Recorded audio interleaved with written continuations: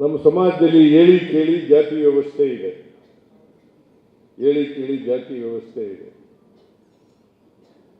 ಅದು ಅನೇಕ ನೂರಾರು ವರ್ಷಗಳ ಹಿಂದೆ ಜಾತಿ ವ್ಯವಸ್ಥೆಯನ್ನು ಹುಟ್ಟಾಕಿದ್ರು.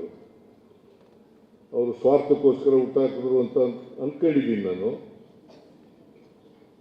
ಅದು ಬದಲಾವಣೆ ಆಗಬೇಕಲ್ಲ. ನಾವೆಲ್ಲ ಮಾನವರಾಗಿ ಬದುಕ್ತಕ್ಕಂಥ ವ್ಯವಸ್ಥೆ ಆಗಬೇಕಲ್ಲ. ಸಮಾಜದಲ್ಲಿ ಎಲ್ಲ ಸಮಸ್ಯೆಗಳಿಗೆ ಸ್ಪಂದಿಸ್ತಕ್ಕಂಥ ವ್ಯವಸ್ಥೆ ಆಗಬೇಕಲ್ಲ. ಹಾಗೆಯೇ ನಮ್ಮ ಸಮಾಜದಲ್ಲಿ ಮೂಢನಂಬಿಕೆಗಳಿದ್ದಾವೆ, ಮೌಢ್ಯಗಳಿದ್ದಾವೆ.